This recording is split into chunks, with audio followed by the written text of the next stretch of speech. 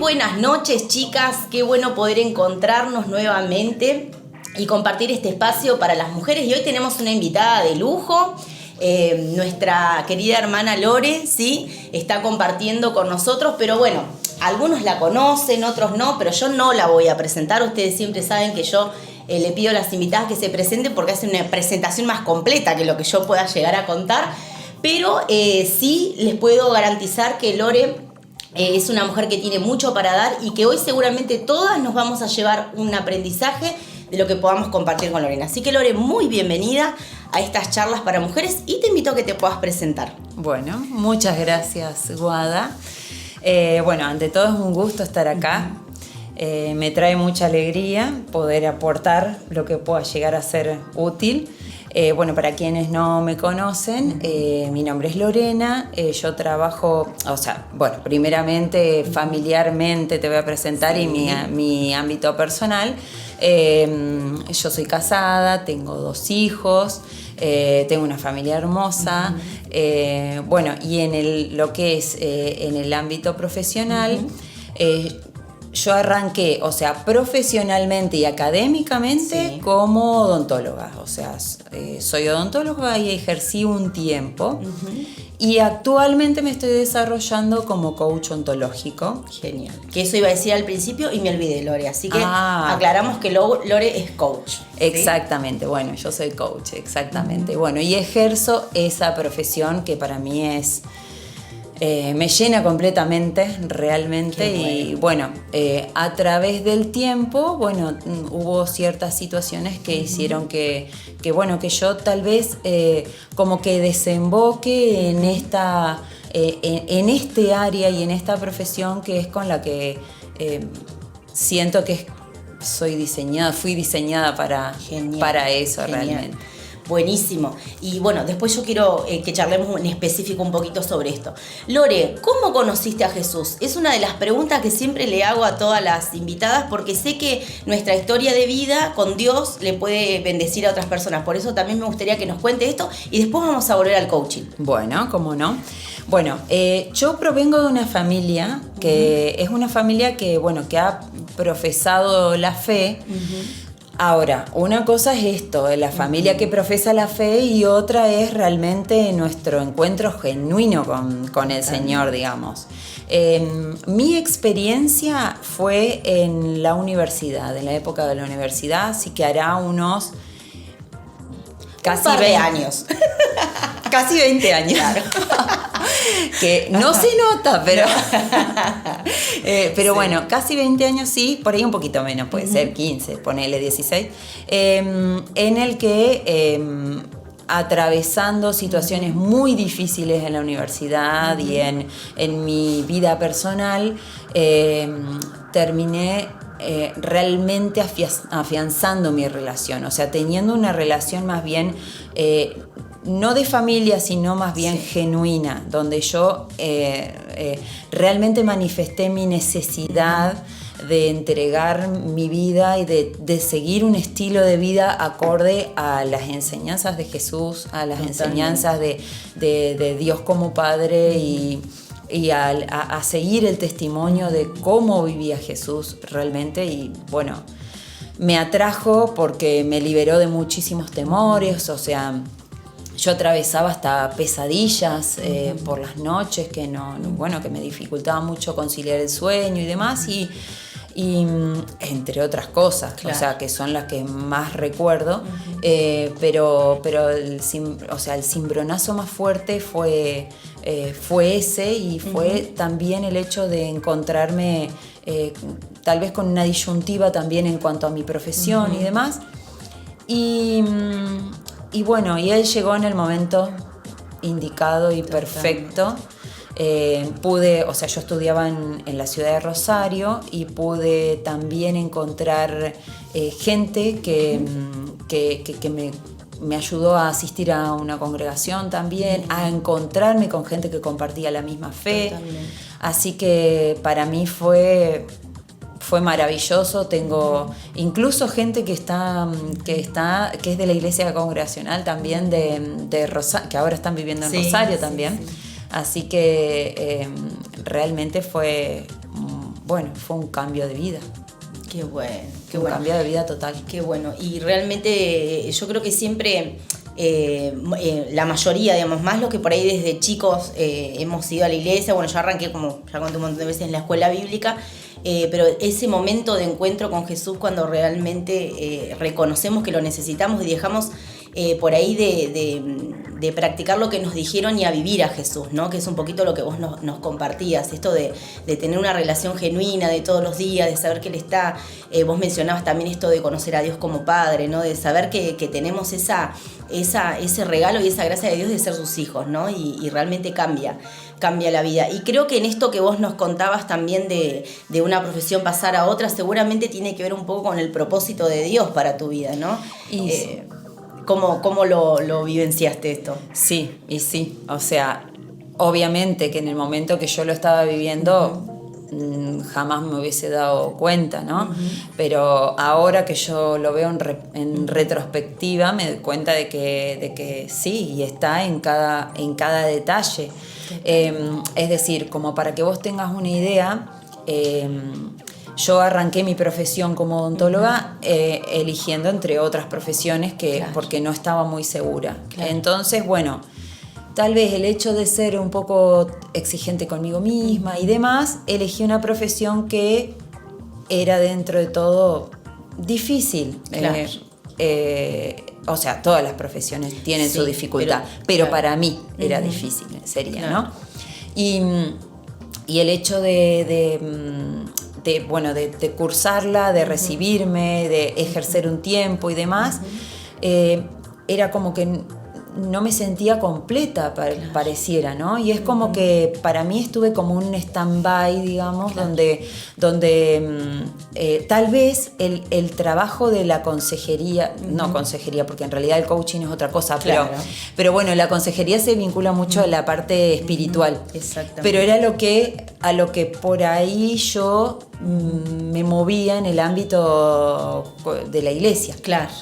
Entonces, justamente estos, tal vez yo las señales no las vi, o tal vez en realidad todo esto es parte de nuestra construcción como personas dentro del propósito. Totalmente. O sea, y que había que pasar por esos lugares, y ¿no? que era necesario pasar y atravesar esos lugares. Vos sabés que esta charla del tema de tu profesión como odontóloga y que vos después dejaste de ejercer, yo me acuerdo que una vuelta vos me lo contaste en la casa de tu mamá en un almuerzo y yo primero me quedé así como pensando, ¿viste? O sea, ¿viste? Como que no me cerraba la idea y después como que hice esta reflexión y lo tomé para mí también. Qué valiente esta mujer. En serio te lo digo, o sea, hoy de tarde me lo estaba acordando y dije, lo voy a decir. Qué valiente, porque no todos nos animamos a hacer ese tipo de cambios. Y yo creo que también hay profesiones que llegan en un momento de la vida donde uno está preparado para ejercerla. Desde mí, bueno, yo te conté que estudio counseling, que ya me recibo el sábado. ¡Ay, qué bueno! Así que todos los que me quieran saludar el sábado te saludan. Me pueden saludar. Sí. Yo compartí eso, como que hay momentos que también Dios te reenfoca en su propósito. Y estas profesiones vienen a sumar a ese propósito, ¿no? A mí por ahí me preguntan, o por ahí me han preguntado, bueno, ya sos, o sea, grande, entre comillas, digamos, tenés familia, tenés hijos, ya tenés una profesión, digamos, ¿para qué te vas a poner a estudiar? Pero tiene que ver con esto de cerrar ese círculo de que lo que estoy haciendo me sume a mí también, ¿no? Porque tal vez desde lo financiero, lo económico, de repente es una buena profesión, digamos, que uno tiene un buen rédito económico, pero no era lo que te estaba cerrando, digamos. ¿Y cómo fue que vos te encontraste con el coaching? Contanos. A ver, el tema es así, o sea, justamente el haberme recibido, haber ejercido un tiempito muy, muy breve, y luego que vienen mis hijos, que es como que fue para mí también un aprendizaje importantísimo y demás, y es como que uno está como más encerrado y metido en esa vida. Totalmente. En la vida de la crianza, de estar con ellos, o sea, yo soy de estar muy presente. Claro. Entonces también dejé la profesión de lado y bueno, y tuve otras oportunidades de trabajar en la empresa con mi esposo, claro. En distintas áreas y demás, algunos horarios muy flexibles para yo poder hacer... Para poder estar con tus hijos. Claro, y yo arrancaba a trabajar solamente por el mero hecho de la salud que a mí me daba, el sentirme útil en otra área que no sea solamente la casa. Totalmente. Entonces, eso le debe pasar a un montón de mujeres. Que ese es un tema también que yo lo suelo charlar con las mujeres que tengo oportunidad, digamos. Me acuerdo de una oportunidad, había una mamá muy, o sea, ya tenía hijos grandes, pero había tenido un bebito, y ella me decía, yo necesito hacer algo, digamos, y se quería anotar en un deporte. Le digo, hacelo, sí. porque nosotras no somos menos mamás, ni vamos a estar menos presentes por desarrollar una tarea. Es más, cuando desarrollamos esa tarea, seguramente vos vas a compartir la idea conmigo, o sea, vamos cultivando como un valor hacia nosotras mismas que después nos hace ser mejores mamás, esposas, hijas, y realmente nos suma esto a la vida. Claro, vos sabés, pero coincido al 100%. Aparte está, o sea, siempre esto tiene que nacer en base a una inquietud que tengamos también. Porque hay familias en las que hay personas que les encanta su ámbito y les fascina, y no tienen por qué, o sea, aspirar a otra cosa. ¿Por qué? Claro, si justamente la mejor aspiración para ellas es ese. O estar obligadas a trabajar. O estar obligadas. Es el otro polo de lo que venimos hablando, ¿no? Tal cual. Bueno, y volviendo un poco a mí, o sea, ¿cómo es que yo desemboqué, digamos, en esto del coaching? Es que en todo este tránsito de tiempo, así de casualidad, mi hermana en un momento me dice, o sea, yo siempre tenía esta cuestión de reconciliarme con mi profesión, o volver, o definir, o qué hacer, siempre la tenía como dando vuelta, y mucho más cuando me encontraba con alguien y me decían, ay, no ejercé tantos años de esfuerzo y de estudio para, y yo, otra vez tener que estar explicando esto que ni siquiera encuentro una explicación para mí. Es que no me encuentro en esa profesión. Entonces, ¿qué es lo que hice? Volví a ejercerla otra vez, un tiempo, con otros colaboradores y colegas, y si bien me gustó, dije, no es para mí, ya está, ¿por qué me voy a ¿por qué? Ahora, el tema estaba en ver, o sea, y entonces si no es para mí, ¿qué es para mí? Claro. Porque uno piensa, bueno, los hijos crecen, se hacen grandes, nuestro esposo siempre está ocupado, y ¿qué hago yo? Entonces como que esa preocupación estaba latente, pero tal vez no la compartía tanto. Claro. En un momento mi hermana me comenta que me dice, voy a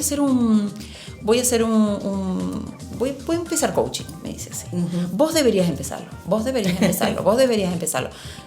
Me lo dijo como 3 o 4 veces. Mira, me acuerdo que estábamos en el desayunador de la casa de mi mamá, y ella me dice, me anoté, y está muy bueno, vos deberías. ¿Viste cómo es ella? Bueno, sí. Que vos la conocés. Sí, la escucho hablar. Bueno, te queremos, sí, un abrazo. Bueno, la verdad que le agradezco muchísimo, porque y yo dije, bueno, voy a arrancar, digamos, como para solucionar toda mi cuestión interna. Totalmente. Ella me decía lo mismo, o sea, dice, yo tengo algunas cuestiones, digamos, que quiero resolver, y bueno, es que estas profesiones sirven primero para uno. Ay, totalmente. Si vos no participás en el proceso de trabajar con vos, después no vas a poder trabajar con otro. Claro, es imposible. O sea, o te adentras al 100%, o dejas. Es así. Sí. Bueno, entonces me pasó que todas las cosas que fui viendo me fueron, o sea, justo para mí. Entonces, yo, o sea, ¿qué pasa? Cuando vos sentís que algo es justo para vos, pues empezás a indagar más, y cada vez te gusta más. Totalmente. Y como cierre, digamos, broche de cierre, que teníamos que presentar una especie de tesina, digamos, para poder, uno de los requisitos para poder recibirnos, mi tesina fue qué elegir cuando uno no sabe qué elegir académicamente. Era, no me acuerdo, a ver el título, no me acuerdo, que era cuando, bueno, no me lo acuerdo el título porque fue hace varios años. Está bien. Pero sí hablaba de justamente el hecho de elegir de la orientación vocacional, si servía, si no servía, o sea, todo en base a mi experiencia y cómo podíamos aplicar el coaching en lo que sería una especie de orientación vocacional. A mí me sirvió muchísimo para cerrar y, digamos, despedirme de mi carrera de odontóloga, despedirme de ejercerla, porque la tengo latente, me hacen consultas y todo, y yo me acuerdo y todo perfecto, pero despedirme y estar en paz, porque lo necesitaba realmente. Cerrar, digamos, ese ciclo de esa profesión. Sí. Y después abrazar, digamos, lo que sería la incertidumbre y decir, no es tan malo dudar, no es tan malo no saber. Y por ahí de repente surge que mi hermana otra vez, por supuesto, y me dice, necesito que le ayudes a una persona. Bueno, me la citó y así arrancamos. O sea, yo arranqué, o sea, lo que arranqué para mí y que lo disfrutaba para mí y todo. Mi hermana me dice, bueno, después de una serie de sesiones, o sea, de charlas con ella, porque claro, el coaching me despertaba muchas preguntas y bueno, le preguntaba y se ve que la revolucionaba y bueno, y ella me dice, no, necesito tal. Entonces empezó a venir y empezaron a venir y así de a poco. Genial. Y bueno, sí surgieron otras cosas también. ¿Y hoy cómo estás desarrollando la profesión? Por ejemplo, o sea, ¿en qué ámbito? En este momento yo me volqué hacia la parte que a mí más me apasiona, que es la salud, el deporte, o sea, vinculando mucho la parte médica también. Claro.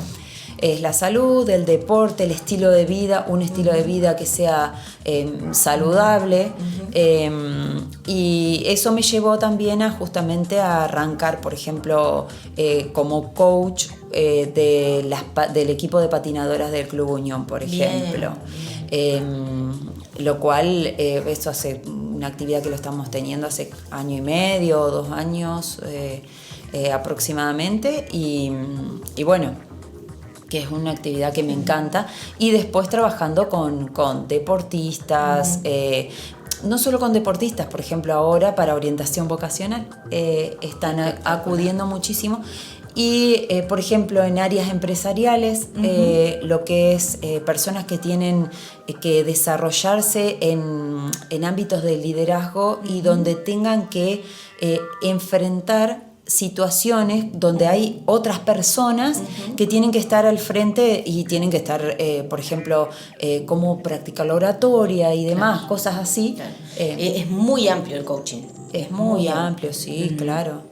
Yo, digamos, abarco ese área y siempre recibo a las personas, digamos, me consultan y demás y yo les digo, digamos, a ver en qué las puedo ayudar y bueno, surgen. Sí, también comparte con el counseling lo de la no directividad, digamos, yo no te acompaño para decirte lo que tenés que hacer, sino para que vayamos descubriendo juntos los recursos que vos tenés y cómo los podés usar.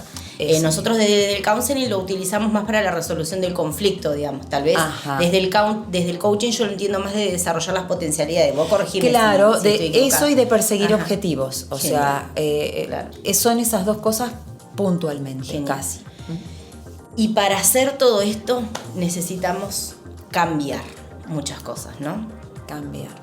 Sí. Vos nos contaste un montón de cambios recién. Sí, sí, la verdad que sí. Bueno, yo desde nosotras acordamos charlar entre las dos, por eso yo me meto también. Sí, por favor, que a mí me encanta eso. Desde mi profesión,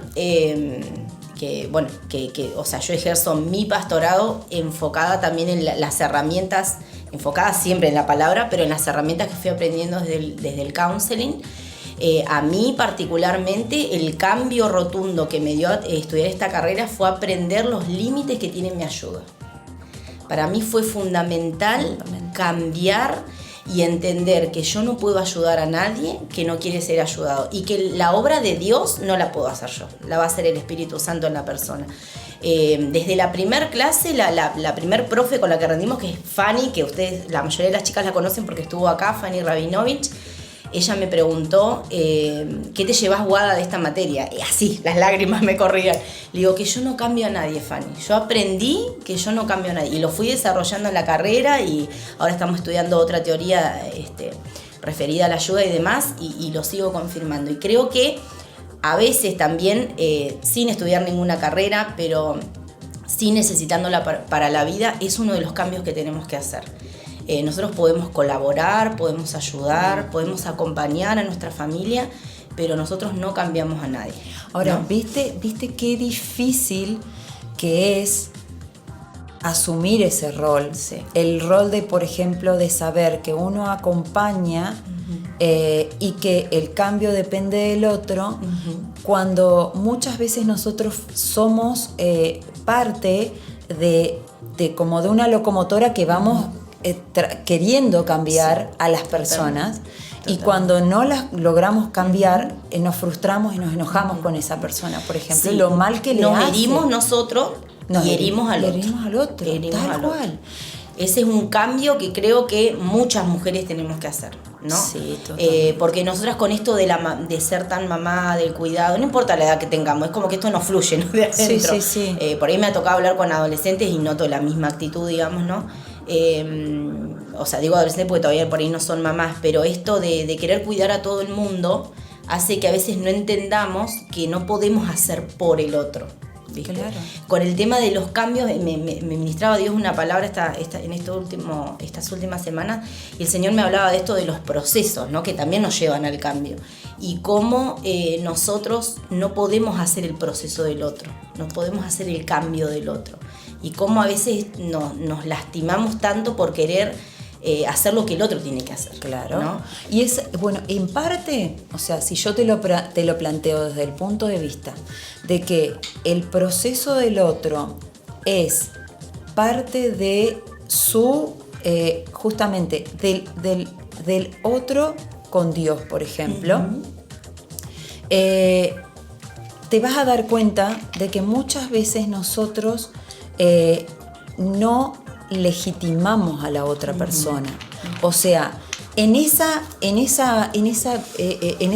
espíritu de gallina clueca, digamos, que queremos que como que abarcar a todos y que todos vayan abajo nuestro, porque nosotros ahí va a ir todo bien, ¿no? En eso nos damos cuenta que o sea, legitimar que sería como validar, digamos, decir, mirar a la persona y decir, vos sos capaz, o sea, es como mirar el huevito de la gallina, ¿viste? O el pollito sería, digamos, vos sos capaz, anda, claro, movete vos. Y saber ser paciente cuando el otro se golpea contra la pared, saber que eso también es parte de algo necesario, y tal vez haber pasado por cosas que a nosotros nos ayudan, o sea, que nos han pegado un buen cimbronazo. Tal vez hay dos opciones, o sea, vos o te volvés muy sobreprotector para que al otro no le pase y terminas anulando a la persona, o aprendés y lo liberás y vos decís, va a aprender y va a salir bien, y de alguna forma va a salir bien. Entonces, eso también es importantísimo, saber acompañar. Y vos sabés, Lore, que me estaba acordando de algo, con esto a veces de lo que vos nombrás, ¿no? De la sobreprotección, de no validar a la otra persona, no mostrarle con las acciones, porque a veces le decimos, sí, yo creo en vos, pero estamos atrás remediándole las situaciones o apañando situaciones a veces, o no dándole la oportunidad a que también se golpee y aprenda, ¿no? Sea nuestros hijos, una amiga a veces que estamos acompañando, desde nuestro rol como pastores, como líderes, ¿no? De darle la oportunidad al otro que se rompa la cabeza sanamente hablando, no desde la maldad, sino desde dejarlo que aprenda. Claro. Y a veces esto pasa también un poquito con nuestra historia, porque de repente a nosotros nos trataron así, ¿no? Entonces siempre nos estuvieron con los algodoncitos y demás. Entonces, a mí me gusta una de las frases que siempre usa Bernardo Stamaté en uno de los libros de Soluciones Prácticas. Él dice que nosotros tenemos que aprender a hacer con las otras personas lo que nos hubiera gustado que hagan con nosotros. Ahí está, ¿no? Ahí está. Entonces, por ahí, si a mí nunca me validaron como persona, yo tengo que ser valiente en Dios, digamos, ¿no? Porque el primero que cree en nosotros es Dios, partiendo de la base, por ¿no? supuesto. El primero que cree que podemos, y aunque no podamos, dice que su poder se perfecciona en nuestra debilidad, es Dios, ¿no? Entonces, hacer con el otro esto, a mí nunca me validaron, bueno, yo voy a empezar a validar a los demás y tomar esta actitud. Aparte, recordá ¿cómo te sentías? O sea, ¿cómo uno se sentía cuando lo protegían, lo indefenso que se sentía, porque eso genera justamente la dependencia. O sea, yo dependo de quien me protege porque yo no voy a saber cómo hacer. Entonces, cada vez nos vamos apocando más. Y ese potencial que nosotros tenemos, que tenemos un montón de características y de cosas especiales, digamos, que nos dio Dios para poder cambiar el mundo o cambiar nuestro entorno. Totalmente.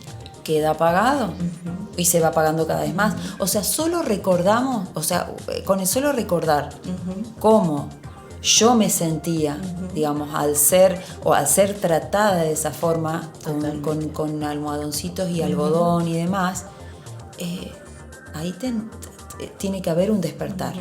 Y tiene que haber algo como que decir, yo no me sentía para nada bien. Me sentía una inútil o sentía que no podía, que el mundo venía contra mí y yo no iba a saber qué hacer. Totalmente. Fíjate qué importante que es eso. Totalmente. Y creo que ese es uno, para mí, puntualmente, yo quiero que vos compartas lo que vos fuiste pensando para esta charla. Bueno, creo que es un poco esto, así que re bien. Ese es uno de los puntos que creo que a veces hace que no querramos cambiar. Porque está siempre el yo no voy a poder. Entonces no me animo, por ejemplo, a encarar una nueva carrera como lo pudiste hacer vos, porque no voy a poder.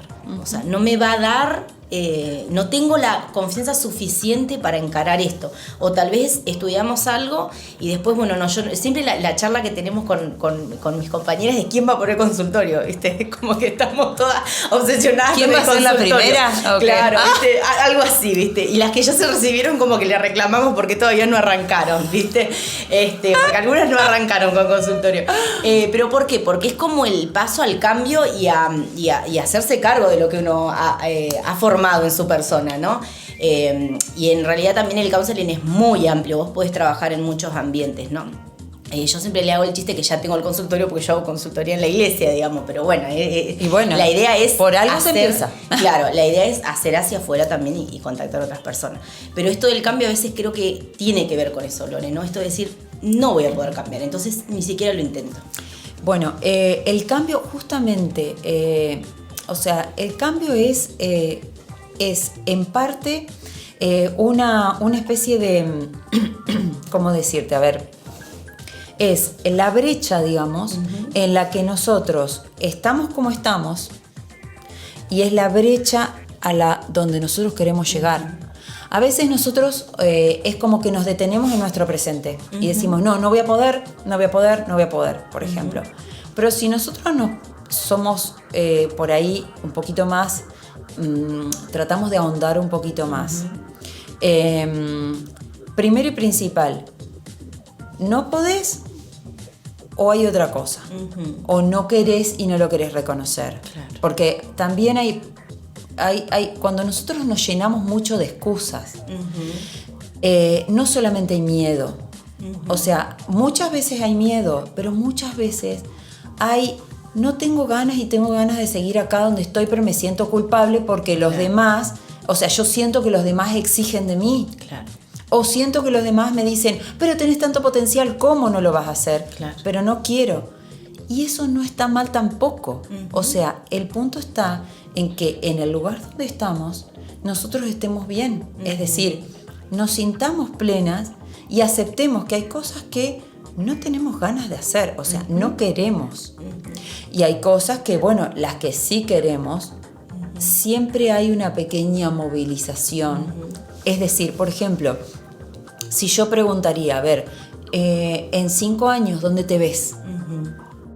Eso te genera como una cuestión. O, ¿tú qué vas a hacer con tus hijos? O sea, claro. ¿Cómo vas a manejar la cuestión del noviazgo de tus hijas, por ejemplo? Obviamente que hay muchas cosas que no las sabemos, pero sí son pequeñas cosas que vos vas a empezar a charlar ahora en pos de ese futuro. O sea, ¿dónde estás? Porque vos querés llegar a un futuro donde... Y fíjate, Lore, que estamos hablando de cambios inevitables. Nosotros no podemos evitar que nuestros hijos crezcan. No podemos evitar envejecer. No podemos quedarnos solos, por tal eso, vez. Claro, hay cambios que no los podemos evitar, ¿no? Cuando estudiamos un poco lo que es la relación familiar, cómo a veces estas cosas van provocando esto, que los papás no entiendan que los hijos ya crecieron y que hay responsabilidades que la tienen que tomar los hijos y no ya los padres, como que ahí empiezan muchos conflictos familiares, ¿no? Y creo que a veces tenemos ese pensamiento de que, bueno, que queremos que todo siga igual, que todo siga igual. La cuarentena nos enseñó que no tenemos más igual. No, que todos los días una incertidumbre total. Claro, estamos en un tiempo de incertidumbre. ¿Cómo va a ser el después? Nadie sabe. Nadie sabe. Ni cuándo se va a terminar esto, nadie sabe. Y creo que este tiempo tan difícil que nos toca atravesar a todos, porque estamos todos metidos en esta situación, nos está enseñando un poco de los cambios, ¿no? Esto de que hay cambios que no los vamos a poder evitar. Por ahí hablando con varias personas decían, ¿vos pensás que alguna vez nos hubiéramos imaginado que estaríamos así, que estaríamos tanto tiempo en nuestra casa o que no podríamos viajar a tal lado? Ni remotamente. Nadie, yo creo que nadie se imaginó esta situación, y algo mundial, no es que pasa en Argentina, digamos, ¿no? Y ahí nos chocamos con esos cambios que son inevitables. ¿Y qué pasa cuando no queremos cambiar frente a esas cosas? Bueno, a ver, cuando vos no querés cambiar, y ves que las señales están dadas, que justamente todo te está empujando para cambiar, y vos no querés cambiar, generalmente es un resultado, digamos, un poco lamentable, pero porque terminás vos contra todo.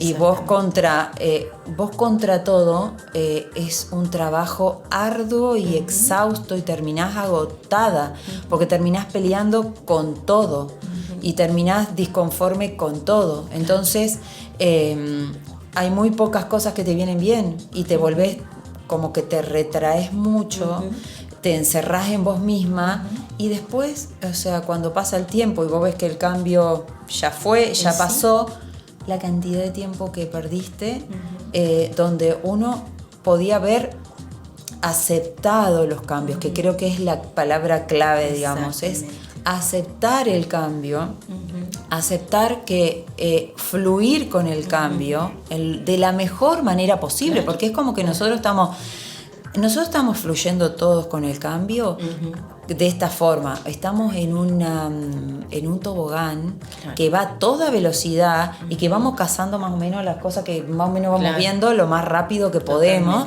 y nos vamos apropiando de alguna cosa mientras nos vamos deslizando por este tobogán que es la vida misma. Totalmente. ¿Entendés? Y fíjate cómo este tema también nos afecta tanto en lo emocional, ¿no? Porque, por ejemplo, un cambio inevitable es la pérdida de un ser querido, ¿no? Y cómo cuando nosotros no podemos procesar esa pérdida, hay tanto dolor en el interior, que en realidad es un dolor que tenemos que caminarlo, ¿no? Que tenemos que transitarlo.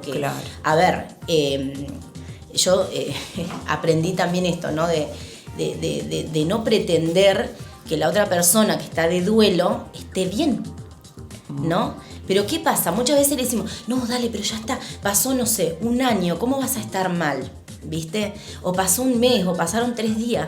A ver, cambió toda su vida, cambió toda su existencia. Yo justamente diría, ¿por qué no va a estar mal? Claro. Y el hecho de justamente estar aceptando que justamente se tiene que sentir mal, relaja mucho más a la persona, le genera menos presión de tener que cambiar porque alguien le dice, ¿cómo no lo superaste? ¿Por qué no lo superaste? Para eso hay, o sea, por eso se llaman duelos, o sea, y en sí, todo cambio, yo creo que es un duelo, es un pequeño duelo. Te despedís. Y he leído varias bibliografías que apoya esta idea, ¿no? Ah, mira, fíjate, pero te despedís de algo que con lo cual tal vez tenías un vínculo fuerte y una manera de vivir y demás. Totalmente. Y ahora tenés que abrazar algo nuevo y desconocido. Entonces, creo que el cambio también tiene que ver, justamente como decíamos, tal vez la aceptación, o sea, tratar de aceptar que hay cosas que van a cambiar y que a veces van a cambiar mucho. Claro. Y el hecho de aceptar y decir, no quiero, o sea, ser honesto con uno mismo, porque tampoco es cuestión de decir abrazo el cambio, Claro. acepto. Claro. No. Claro, por ejemplo, como hablábamos del duelo también. Me ¿no? peleo con esto, lloro, sufro y atravieso, y luego digo, bueno, esto no lo tengo más. ¿Qué quiero? ¿Frenarme en la vida o quiero avanzar de alguna forma? Entonces, el cambio también tiene que ver con, o sea, con querer cambiar. Es inevitable, digamos. Para cambiar uno tiene que querer hacerlo.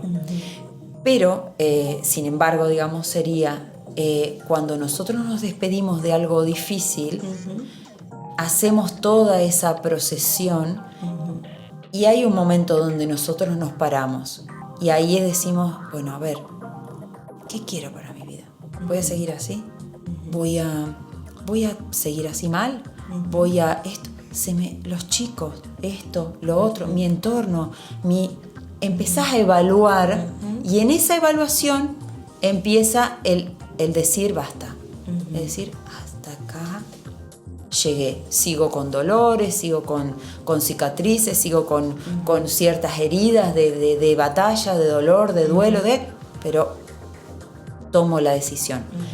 El tema está en querer hacerlo y tarde o temprano lo vas a querer porque es tan tedioso, digamos, y tan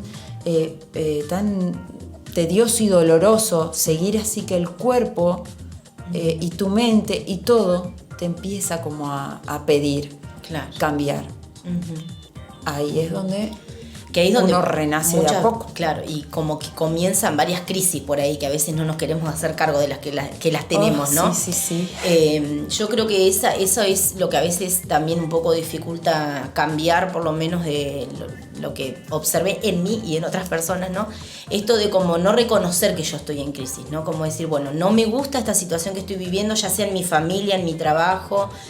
Porque a veces también le ponemos esto que mencionabas antes, bueno, no, pero igual no va a cambiar la situación. Entonces, ¿para qué me voy a hacer cargo de que me siento mal si esto igual no va a cambiar? Cuando en realidad siempre hay oportunidad de cambiar. Y frente a las cosas que nosotros no podemos cambiar, sí también podemos decidir cómo las vamos a vivir, ¿no? Que es una de las frases que decía Víctor Frank, este hombre que vivió toda la etapa del Holocausto. A mí me encanta lo que él escribe y cómo él le da ese sentido a la vida a pesar de todo, ¿no?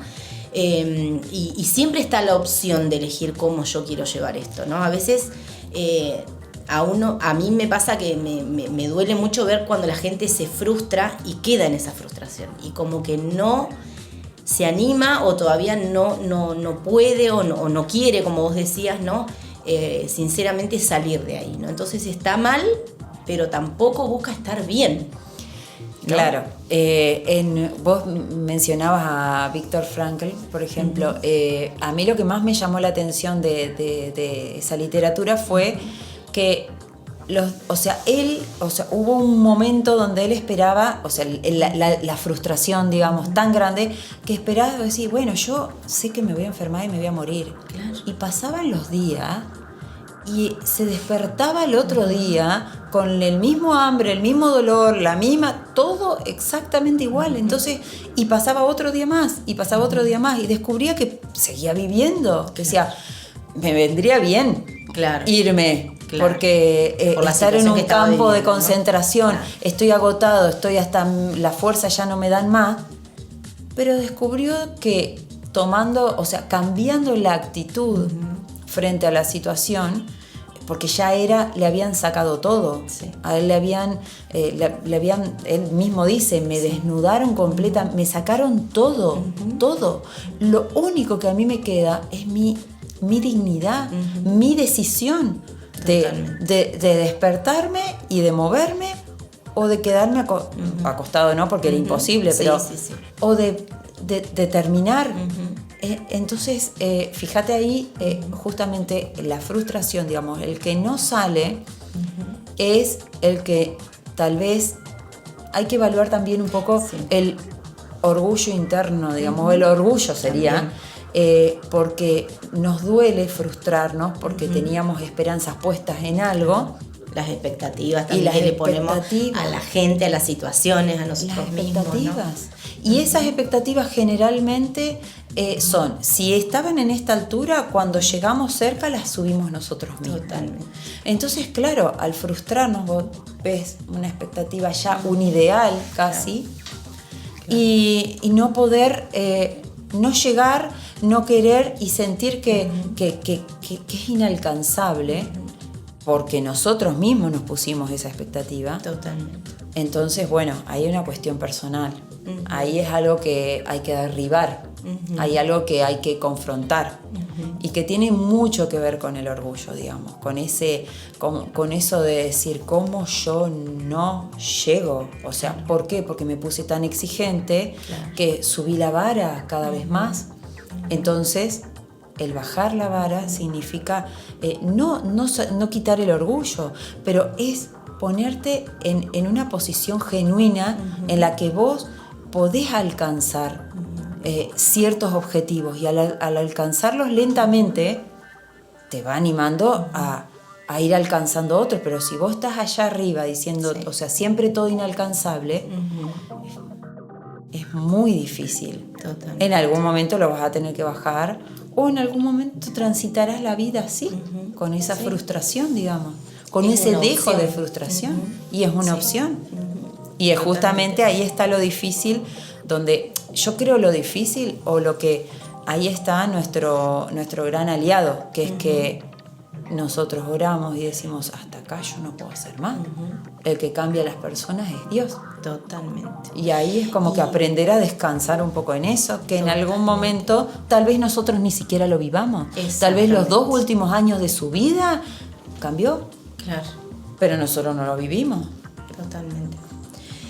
Vos sabés que hablando de este tema también, cómo a veces tenemos que tener cuidado de no malinterpretar nosotros la palabra, ¿no? Porque el Señor habla de que nosotros somos formados a la imagen de Cristo, de que tenemos que caminar en perfección, y a veces eso lo traducimos a la perfección humana, ¿no? Sí. Entonces, ¿cómo si yo soy creyente voy a tener este problema? O ¿cómo si yo soy creyente voy a tener este problema familiar? Sí. ¿Cómo si yo soy creyente no voy a saber a dónde tengo que ir en la vida, digamos, ¿no? ¿Cómo no voy a estar gozoso todo Claro, el día? claro.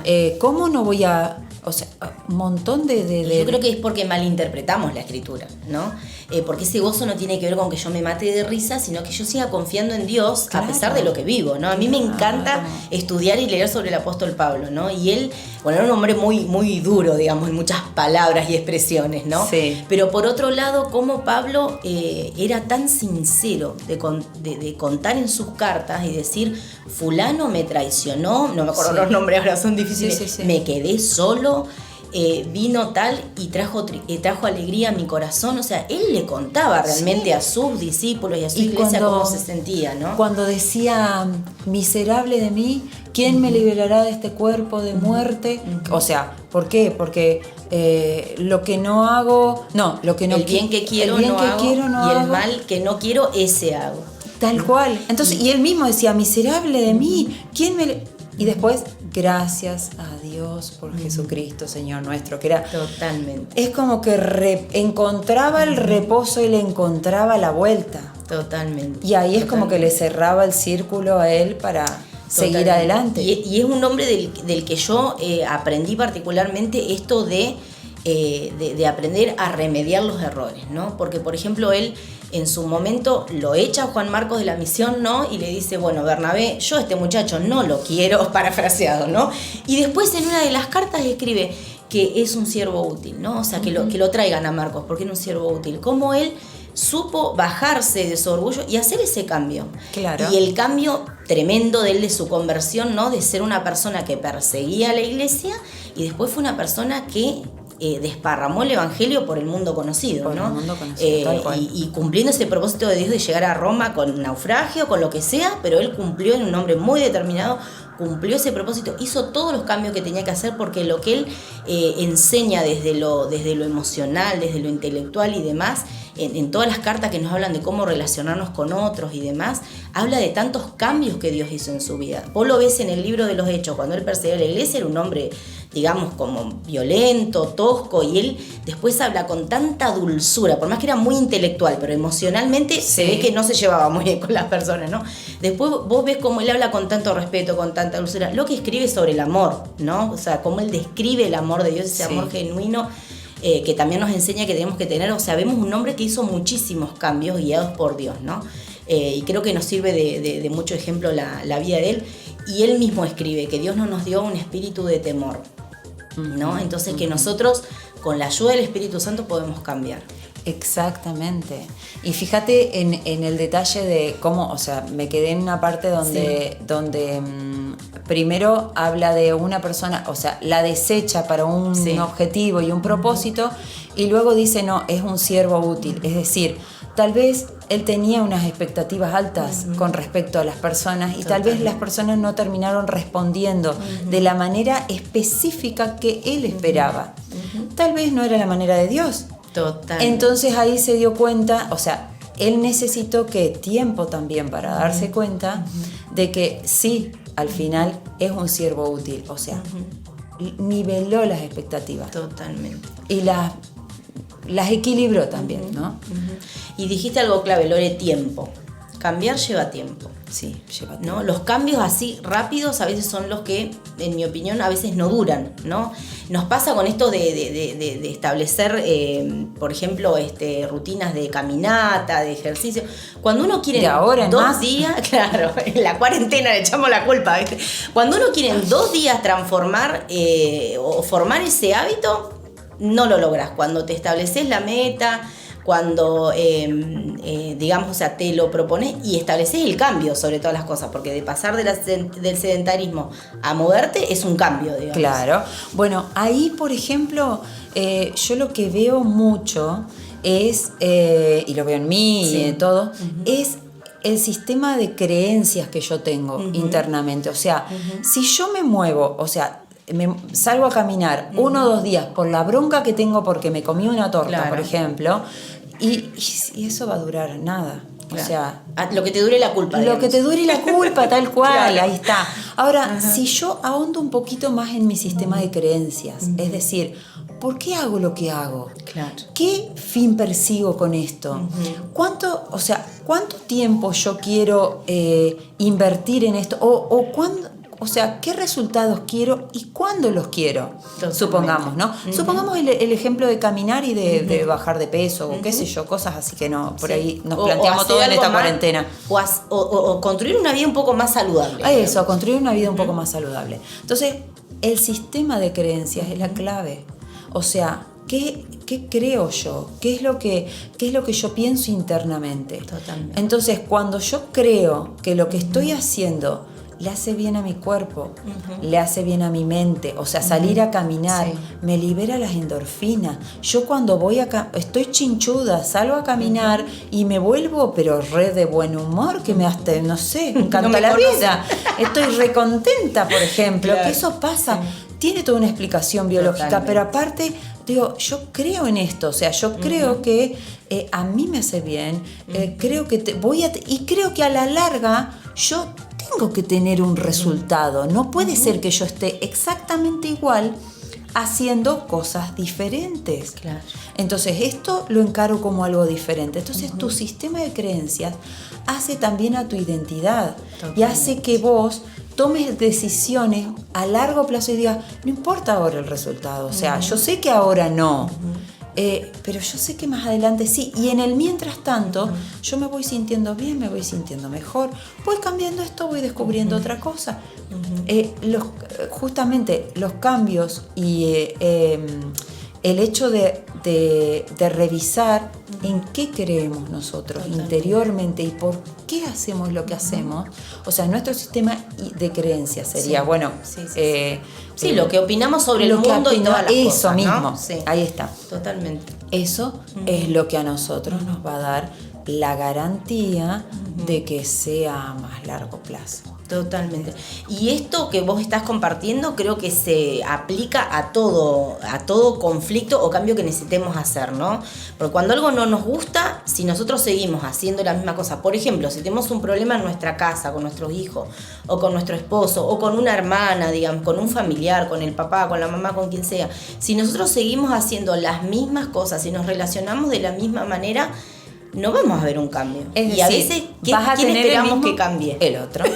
Claro. Exactamente, y es más, o sea, justamente como vos decías, si nosotros hacemos todo exactamente igual, vamos a tener exactamente el mismo resultado. Eso es así. Ahora, cuando yo cambio, cuando yo decido cambiar, cuando yo decido modificar algo, todo cambia. Inevitablemente el entorno va a cambiar. El entorno cambia. Está comprobado científicamente por la teoría sistémica. Tal cual, pero está comprobado científicamente. Pero ¿viste? Y a veces esa es creo que es el pasito que nos cuesta. Decir, bueno, dejemos de mirar lo que tienen que cambiar los demás. ¿Qué tengo que cambiar yo?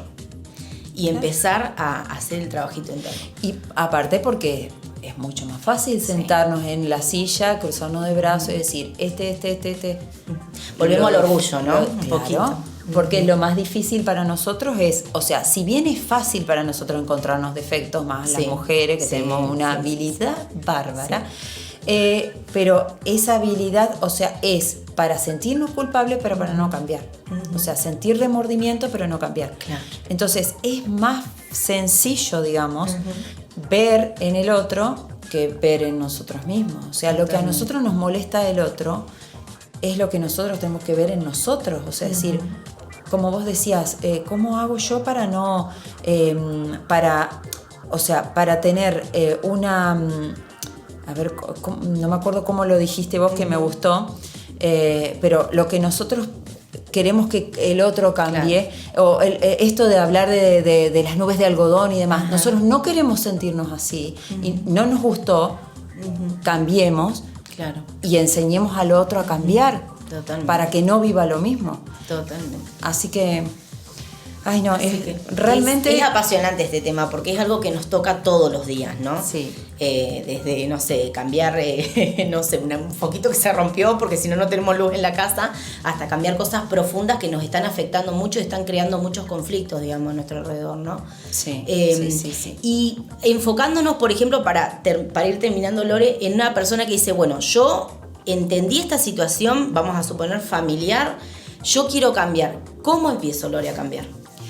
Yo creo que el secreto está, primero es el querer, ¿no? Sí. Está.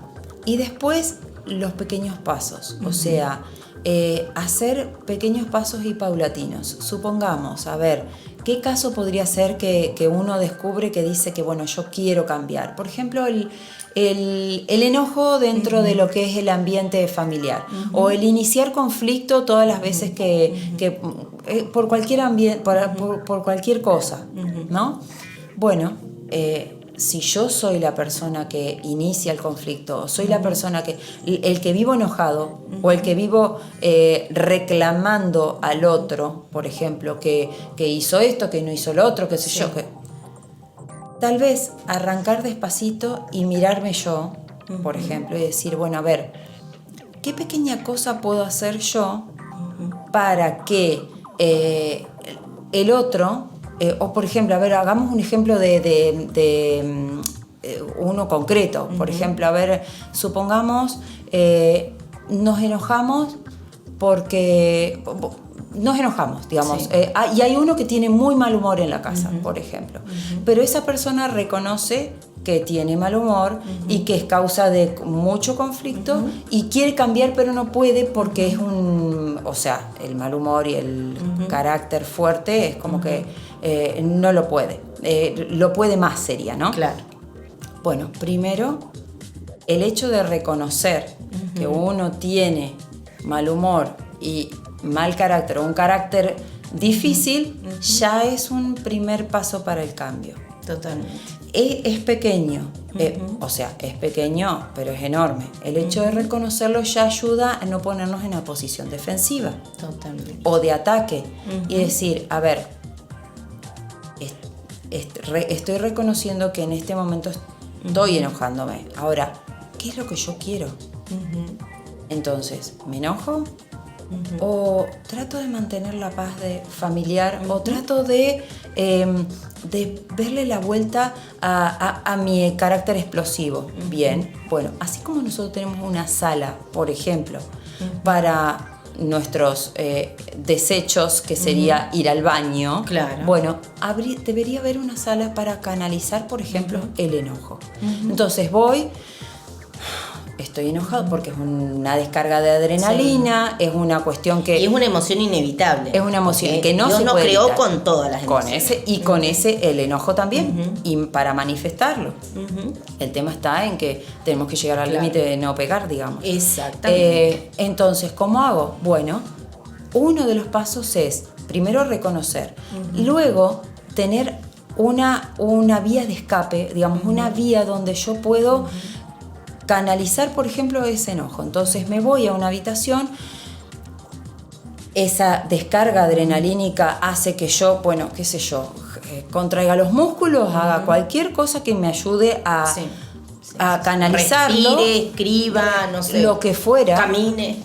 Pero es tiempo. Vos fíjate que ahí es tiempo. Y luego vuelvo y digo, me molestó que haya pasado esto y esto.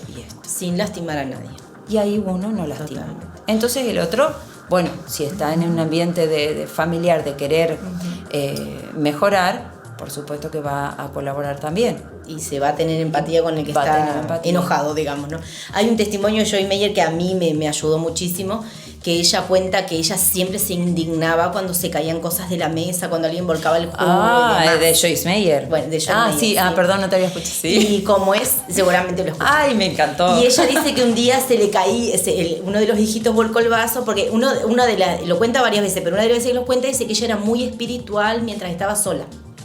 Cuando llegaba la familia y los chicos hacían ruido y se les volcaba el vaso del jugo o lo que sea, ella se enojaba y demás. Y cuenta que una vuelta, mientras iba chorreando el juguito por el huequito de la mesa, dice que el Espíritu Santo le dijo: Joyce, descargas más energía y te enojas más y te perjudicas más enojándote que agarrando el trapo y limpiar lo que los chicos tiraron. Entonces a partir de ahí ella empezó a cambiar. Y yo me lo tomé para mí, porque yo también por ahí se volcaba, viste, con los chicos chiquitos, bueno, es así. Tal y cual. yo ya me enojaba y que esto y que lo otro. Y hoy justamente nos pasó que se cayó algo de la mesa y mi hija me miró, pobrecita, se ve que ya quedó atrapada. Sí. Bueno, mami, no importa, lo vamos a arreglar. No te hagas drama, lo vamos a arreglar. Buscamos el trapo, limpiamos y seguimos comiendo tranquilos, digamos. Pero en otro momento yo me hubiera reenojado y qué sé yo. Y otra siempre vez lo mismo. ¿Cómo puede ser que no podamos comer en paz? Y por otro lado decís, el chico, ¿qué culpa tiene de que se le haya caído algo de la mano, digamos? O sea, no es que lo aventó, sino que se le cayó. Claro, vos sabés que entenderlo a mí me llevó su tiempo también. Sí. No, a mí también, digamos. Que ahora, por ejemplo, mis hijos, porque mis hijos son un poco más grandes, pero también, o sea, todos tenemos accidentes. Mira, todos los vasos que hemos roto en los 12 años de casado que tenemos se me han roto a mí o a Damián. Jamás le puedo decir que una de las criaturas rompió un vaso, digamos. Qué ironía. Porque se te rebalan lo que sea, limpiando lo que sea, pero no le podemos echar la culpa a las criaturas. Así que a mí también se me caen cosas. Empecé a empatizar con eso. A mí también se me caen cosas. Yo también me puedo equivocar. A mí también se me puede derramar el jugo, digamos. Bueno, eso, por ejemplo, ponerte en esa posición es una posición de comprensión tan grande que abre la... hay días que cuesta más, ¿no? Sí, obvio, por supuesto. Pero para esos días, por ejemplo, yo entrené a mis hijos para que me digan, yo lo resuelvo y que yo no tenga que ir. Claro. Que no tenga que ir a resolverlo yo. Entonces me dice, yo lo resuelvo. O sea, se te cayó, busca la manera de resolverlo. Totalmente. Lo harán bien. Es una forma de validarlos a ellos también. Ahí no está. Es vos ensuciaste y mamá viene corriendo y me ayuda. Ahí está. Vos ensuciaste, bueno, la chiquita también ya, viste, va a agarrar el trapito, o qué trapito puedo agarrar, viste, y tiene 6 años, digamos, pero bueno, ella porque tiene un carácter muy de líder, muy independiente, digamos, viste, capaz que ni te avisa, ves el trapo sucio y es porque ya lo limpió limpió, algo, digamos, claro. Cada uno tiene su personalidad, pero está bueno validarlos desde ese lugar también y buscar esas estrategias, como vos nos decías, ¿no? Claro. Y el cambio es posible, Lore. El cambio es posible. El cambio es posible y lleva tiempo y no, yo creo que no tendríamos que ponerle fecha de caducidad, digamos. Que digamos, estamos en esta escuela que es la vida y todos los días tenemos la oportunidad de cambiar, de mejorar, siempre y cuando querramos y siempre y cuando tengamos toda nuestra disponibilidad y nuestra apertura, tanto mental y de voluntad para lograrlo. Y se puede. Totalmente. Y es algo que nos marca mucho la palabra, ¿no? Es algo que Dios siempre nos está validando como personas y nos está mostrando que podemos mucho más de lo que a veces creemos, y que todo siempre nos va a ayudar para bien. Yo amo esa palabra porque a veces lo que pensamos que no, eso también nos va a ayudar a crecer, a cambiar, si lo miramos desde la perspectiva del crecimiento y desde la perspectiva de Dios, ¿no? Así que hay un detalle para terminar, es que yo pensaba el otro día, el hecho de cambiar tiene sus aspectos buenos y tiene sus aspectos difíciles, ¿no? Pero nosotros, o sea, desde el punto de vista cristiano, o sea, nosotros somos diseño de Dios, no defecto de Dios. Totalmente. Entonces, el diseño de Dios, bueno, nos vamos a mover como con esa apertura mental para poder regular esos aspectos a cambiar que nosotros lo reconocemos, porque en el fondo sabemos que tenemos que mejorar, que tenemos que cambiar, pero no somos defecto de Dios. O sea, si somos defecto de Dios, ahí ya es no tendríamos oportunidad, digamos. Claro, o sea, sería imposible porque justamente, o sea, la palabra dice somos diseño. Entonces, si somos diseño, bueno, el diseño se va, o sea, parte de un molde y ese molde está justamente moldeándose, o sea, se moldea. Entonces, bueno, el cambio es parte de ser llegar a ser ese diseño completo que nos lo da la vida para poder hacerlo. Y tener esta actitud humilde de que Él siempre nos pueda seguir formando, ¿no? Que es parte de lo que muchas veces Dios nos va a plantear, ¿no? Y siempre desde un lugar, como vos decías, de entender quiénes somos y de que somos ese diseño y que siempre Dios nos va a hablar en amor. Así que, Lore, ha sido un gustazo hablar con vos. Ya buscaremos otro tema también para poder compartir. Con mucho gusto, me encantó. Y realmente muy, muy linda la experiencia de poder tenerte acá en estas charlas. Así que compartimos para las chicas. Yo les dejo un gran saludo a nuestras amigas que nos escuchan desde distintos lugares. No solo de nuestras filiales, sino de distintas iglesias comparten estas charlas. Y bueno, chicas, hay mucho para trabajar, como siempre les digo cuando terminamos las charlas. Así que gracias, Lore, por este tiempo y nos vemos dentro de 15 días que vamos a estar compartiendo también un tema precioso. Dios las bendiga.